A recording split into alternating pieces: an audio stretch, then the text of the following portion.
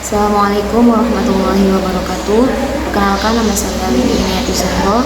Di sini saya akan mempresentasikan hasil resum artikel jurnal.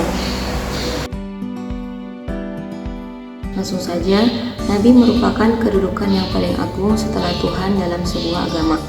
Seseorang Nabi adalah seorang yang sengaja diciptakan dengan kepribadian sempurna dengan misi memperbaiki kemanusiaan. Isu kenabian menjadi penuh kontroversi tatkala dibenturkan dengan ideologi berbagai macam agama di dunia. Agama seperti Yahudi, Kristen, dan Buddha masing-masing memiliki tokoh yang dianggap berkedudukan suci sehingga patut menyandang status nabi, meskipun beberapa di antaranya ada yang menuhankannya. Terkait dengan konsep kenabian, Al-Qasimi memiliki gagasan yang unik dalam tafsirnya, yakni Siddhartha Gautama atau Sakyamuni.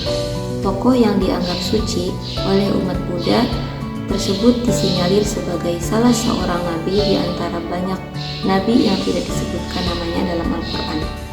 Untuk memperluas wacana, Al-Qasimi turut mengutip beberapa penafsiran ulama yang relevan seperti Ibnu Katsir, Ibnu Taimiyah, dan lainnya.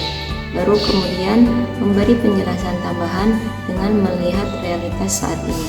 Selanjutnya itu tentang biografi Jamaluddin Al-Qasimi dan kitab Mahasin At-Ta'wil.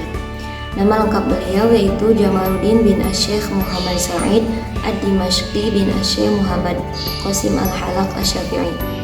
Al-Qasimi ini lahir pada hari Senin bulan Jumadil Ula tahun 1283 Hijriah atau 1866 Masehi, dan wafat pada hari Sabtu bulan Jumadil Ula tahun 1332 Hijriah atau 1914 Masehi. Al-Qasimi ini lahir dan wafat di Damaskus. Salah satu guru Al-Qasimi yang paling berpengaruh adalah Muhammad Abduh. Sejak perkenalan dengan Muhammad Abduh pada tahun 1904, Al-Qasimi mengganti gaya bahasa sajak yang selama ini digelutinya dengan gaya bahasa prosa dalam banyak karya tulisnya. Selain Muhammad Abduh, Al-Qasimi juga banyak dipengaruhi oleh pemikiran Ibnu Taimiyah dan Ibnu Katsir. Di samping itu, ada pula Syekh Al-Bakri Al-Aqar dan Syekh Abdul Ar-Raziq Al-Biqar, dua ulama yang terkenal di zamannya. Al-Qasimi ini memegang mazhab salaf dalam masalah agama dan membelanya dalam studi-studi manapun dalam karyanya. Kitab Mahasin At-Ta'wil merupakan salah satu karya terpopuler dari Jamaluddin Al-Qasimi. Tafsir ini mulai ditulis pada tanggal 10 Syawal 1317 Hijriah. Tafsir ini berjumlah 17 juz yang tercetak dalam 10 jilid terbitan Dar Al-Ihya Al-Kutub Al-Arabiyah Kairo. Kitab Tafsir Mahasin At-Ta'wil muncul di tengah zaman di mana terjadi benturan di antara dua peradaban yang berbeda. Benturan yang terus-menerus antara Islam dengan gerakan internasional Orientalisme dan misionarisme. Benturan tersebut terjadi pada pertengahan kedua abad ke-19 dan awal abad ke-20, di mana serangan kolonialis kafir terhadap dunia Islam mencapai puncaknya. Benturan dan perang wacana ini pun terjadi di tempat tinggal Al-Qasimi, yaitu negeri Syam. Selanjutnya yaitu membahas tentang nabi dan kenabian dalam Islam. Secara etimologis, kata nabi berasal dari bahasa Arab, yaitu naba, yang berarti warta, al-khobar, berita, informasi, dan laporan. Bentuk jamannya yaitu nabiyun dan anbiya, sedangkan nubuwah adalah bentuk masdar dari naba'a yang berarti kenabian. Kata ini disebutkan sebanyak 5 kali dalam Al-Quran. Dalam bahasa Inggris, nabi disebut dengan prophet, yang berarti seseorang yang mengajarkan agama dan mengklaim mendapat inspirasi dari Tuhan. Secara istilah, kata nabi memiliki banyak definisi. Nabi adalah seseorang yang menerima wahyu dari Allah Subhanahu wa Ta'ala melalui perantara malaikat ataupun ilham maupun mimpi yang benar. Mereka disebut juga sebagai mubasyir, yaitu pembawa berita baik tentang ridho Allah dan kebahagiaan hidup di dunia dan akhirat bagi orang-orang yang mengikutinya, dan munzir, pemberi peringatan balasan terhadap mereka yang ingkar. Pembicaraan tentang nabi dan kenabian tidak terlepas dari term rasul dan kerasulan. Menurut pendapat yang masyhur, Nabi adalah seorang yang menerima wahyu dari Allah Subhanahu wa Ta'ala tanpa ada kewajiban untuk menyampaikannya kepada orang lain. Sedangkan Rasul adalah orang yang menerima wahyu dari Allah dengan kewajiban menyampaikannya kepada manusia. Berdasarkan keberlangsungannya, pada suatu masa Abid Al-Jabiri membagi kenabian menjadi dua kategori, yaitu pertama kenabian yang terputus, yaitu kenabian yang telah disyariatkan oleh Allah Subhanahu wa Ta'ala yang memuat tentang hudud dan ahkam yang terjadi pada para nabi dan rasul dalam sejarah. Kedua, kenabian yang terus berlangsung, yaitu kenabian ma'rifat, meliputi kenabian irfan dan ilham. Dilihat dari sisi dakwah, seorang nabi memiliki tiga hal dalam diri dan ajarannya. Pertama, nabi tidak melakukan apapun yang bertentangan dengan tindakan rasional akal. Kedua, nabi menyeru makhluk agar patuh kepada Allah dan agar menghindarkan diri dari tindakan-tindakan mungkar. Ketiga, sebagai konsekuensi seruan para nabi, terdapat mukjizat dan tantangan-tantangan dalam menjalankan tugasnya. Selanjutnya itu mengenai persoalan seputar mukjizat dan wahyu. Ada berbagai persoalan yang dikemukakan Al-Quran mengenai mukjizat. Pertama adalah perlunya mukjizat sebagai bukti bagi setiap misi kenabian. Kedua, sebagai bukti. Ketiga adalah pengunjukannya sesuai dengan izin Tuhan. Keempat adalah bahwa ia perlu sebagai bukti kebenaran klaim-klaim para nabi, tetapi para nabi itu tidaklah terikat untuk menuruti begitu saja tuntutan kaumnya untuk memperlihatkan mukjizat apapun yang mereka minta. Secara etimologis, kata wahyu berasal dari kata wahy yang memiliki beberapa arti. Di antaranya adalah suara, tulisan, isyarat, bisikan, dan paham. Sedangkan secara terminologis, menurut Muhammad Abduh, wahyu merupakan informasi dari Allah kepada nabi-nabinya mengenai sebuah ajaran hukum atau ajaran lainnya. Kata wahyu digunakan beberapa kali dalam Al-Quran. Wahyu adalah bimbingan yang berada di atas derajat indera dan akal dan merupakan kualitas yang diperoleh secara sadar, sehingga wahyu bukanlah semacam insting yang merupakan kualitas alamiah, bawaan yang bersifat tidak sadar. Penjelasan selanjutnya tentang seputar kenabian dalam agama Buddha. Dalam ajaran agama yang muncul pada abad 4 sebelum Masehi ini, tidak ada yang pantas disebut dengan Tuhan atau sebagai Yang Maha. Secara teori, Buddha Gautama tidak mengakui adanya tokoh yang dipertuhankan, namun secara praktis dapat dirumuskan, meskipun masih samar dan kabur. Memang tidak ada sebutan Tuhan maupun tokoh yang dipertuhankan, akan tetapi berdasarkan fakta, di dalam ajaran Buddha, manusia rindu akan kelepasannya dan mencari-cari akan apa yang tidak dilihatnya. Dengan demikian, dapat dikatakan bahwa Buddhisme adalah suatu agama yang dengannya manusia berusaha mencari Tuhannya.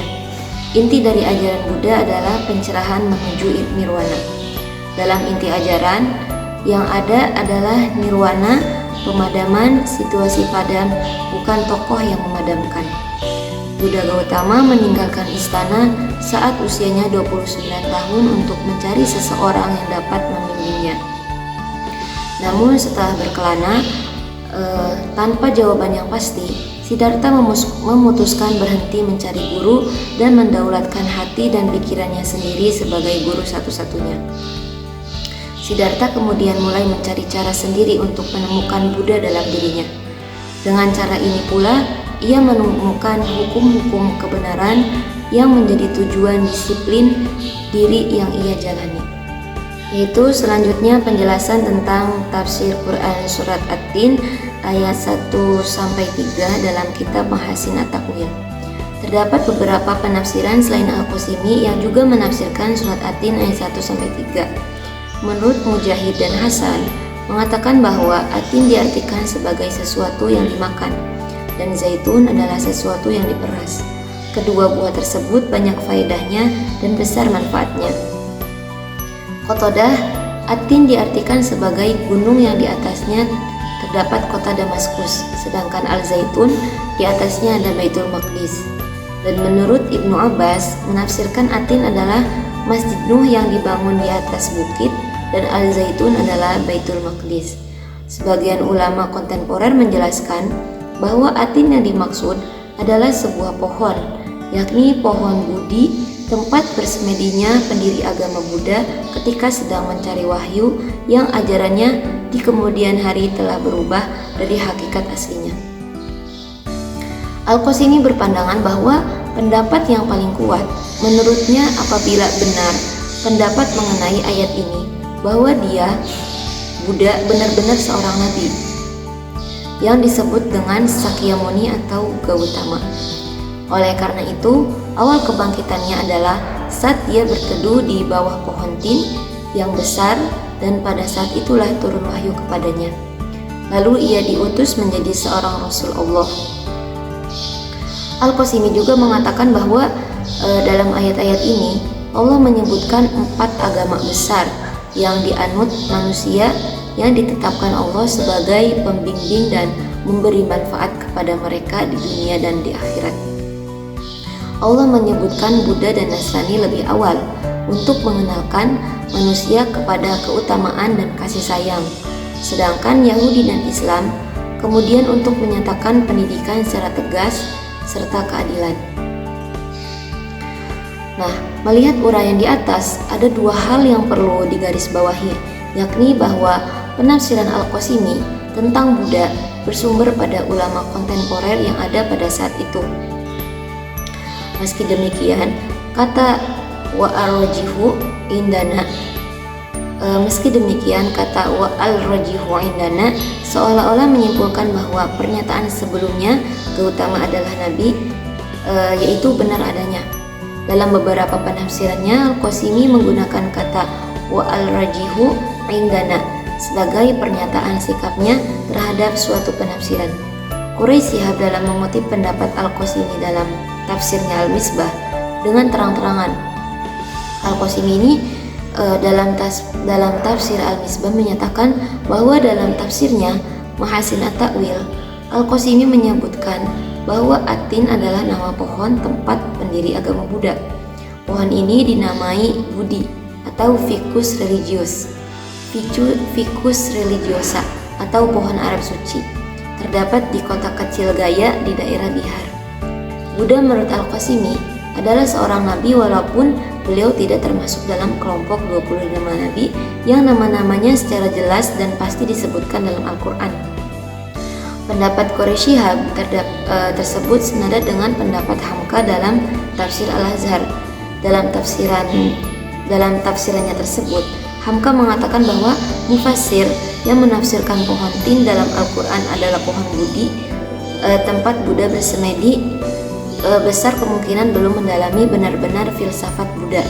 Hamka menambahkan bahwa namun ada orang ulama besar dari Arabia dan Saudan, Syekh Ahmad Surkati, pernah pula menyatakan pemikiran beliau, kemungkinan besar sekali bahwa yang dimaksud dengan seorang Rasul Allah yang tersebut namanya dalam Al-Quran yaitu Zulkifli, itulah Buddha. Al-Qasimi dalam tafsirnya memberikan keterangan bahwa Zulkifli adalah Hizkil. Keterangan ini menunjukkan bahwa penuturan Syekh Ahmad Surkati tidak sepenuhnya sesuai dengan gagasan Al-Qasimi. Jika tidak, maka Buddha Gautama adalah Zulkifli sekaligus Hizkil, sehingga pandangan ini menyalahi fakta sejarah. Ibnu Katsir membantah pandangan tersebut dalam kitab Qissatu Al-Anbiya, kisah para nabi. Menurut Ibnu Katsir, Zulkifli maupun Hizkil memiliki riwayat yang masa hidupnya yang berbeda. Al-Qasimi juga mengutip bahwa Ibnu Katsir hanya memberikan keterangan bahwa nama Zulkifli tidak akan disandingkan dengan para nabi apabila dia bukan seorang nabi, tanpa menambahkan keterangan apapun. Penjelasan selanjutnya yaitu definisi kenabian menurut Al-Qasimi. Jamaluddin Al-Qasimi menyatakan bahwa kenabian merupakan suatu bentuk pengetahuan, kecerdasan, dan ilmu yang paling agung yang khusus diajarkan oleh Allah untuk para nabi. Sedangkan nabi adalah beberapa manusia yang dilebihkan atas sebagian makhluknya, serta memberikan kepada mereka perintah, kemudian mengutusnya kepada umat manusia. Nabi memiliki unsur kerisalahan. Risalah merupakan sesuatu yang diwahyukan dalam jangka waktu yang panjang, dengan waktu yang bermacam-macam. Dalam hal ini bisa dimaknai dengan perintah dan larangan, nasihat dan paksaan, berita gembira dan ancaman, dan lainnya. Untuk memperkuat argumentasinya, Al-Qasimi mengutip hadis yang diriwayatkan oleh Bukhari sebagai berikut. Kita sekalian para nabi adalah cabang-cabang dari suatu pangkal, yakni agama kita adalah satu. Hadis riwayat Bukhari. Penjelasan selanjutnya yaitu tentang Siddhartha, nabi atau bukan. Nah, terdapat beberapa kriteria kenabian menurut Al-Qasimi. Pertama yaitu memiliki wujud fisik dan akhlak yang sempurna. Kedua, memiliki kecerdasan yang luar biasa baik secara intelijensi, emosional maupun spiritual yang bersih dari hawa nafsu. Ketiga, termasuk dalam garis keturunan para nabi atau zuriyah. Keempat, dapat mengungkap hal-hal ghaib. Kelima, mempunyai mukjizat. Keenam, dapat menangkap pesan-pesan wahyu. Ketujuh, menyeru kepada tauhid dan menyampaikan syariat Allah. Merujuk pada kriteria tersebut, menurut Al-Qasimi, Siddhartha Gautama tidak memenuhi kriteria sebagai seorang nabi. Menurut Utomo, hal ini sesuai dengan konsep agama Buddha yang tidak menganggap Buddha Gautama sebagai nabi.